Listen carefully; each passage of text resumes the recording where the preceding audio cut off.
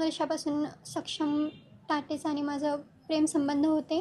माझ्या घरच्यांना ते मंजूर नव्हते.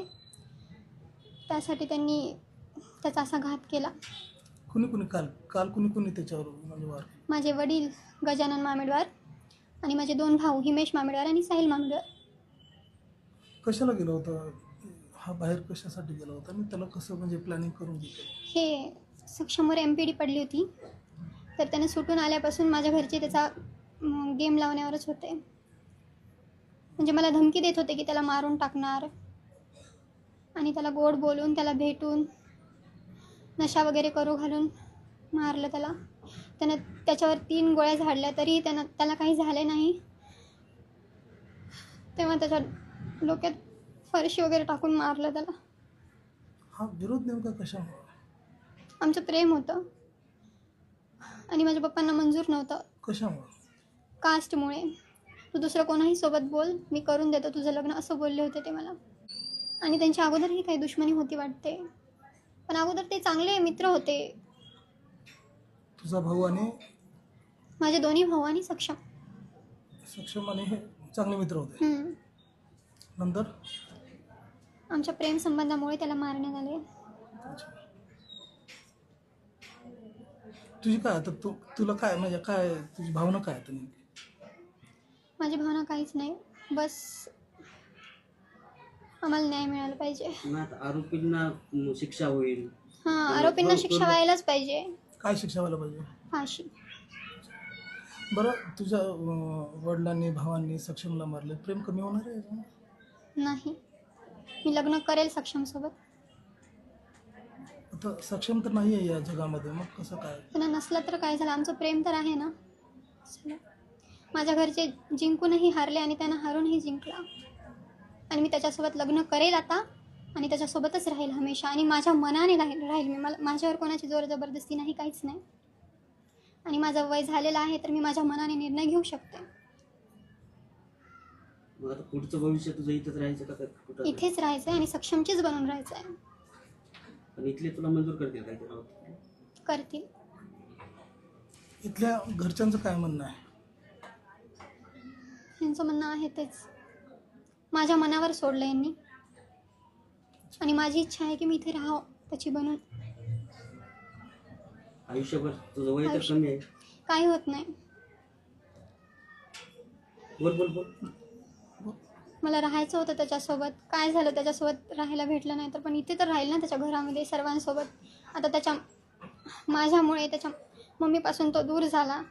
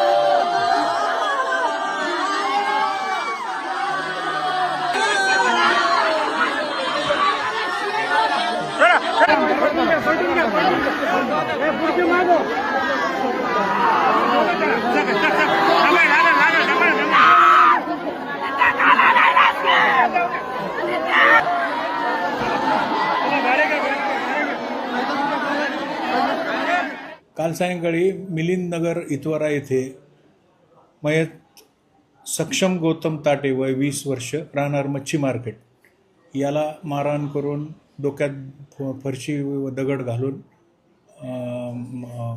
खून करण्यात आला होता. त्यातील आरोपी आम्ही आज अटक केलेत आणि तपास चालू आहे. कोणत्या अंतर्गत गुन्हे दाखल झाले सर? काय काय गुन्हा BNSचे कलम 103, 61(2), 189, 190, 191(2), 193(3) म्हणजे कट रचने वगैरे. काय प्रकरण काय होतं, काय वाद?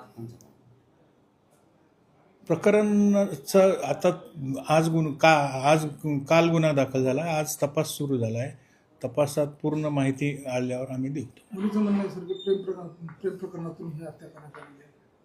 हो, असू शकतं, पण आता आमच्या तपासातून पूर्ण PCR वगैरे तपास पूर्ण होईल त्यावेळेस सांगता येईल. अट्रॉसिटी अंतर्गत ॲट्रॉसिटी आहे, 325 आर्म ॲक्ट आहे, सगळं लागलेलं आहे.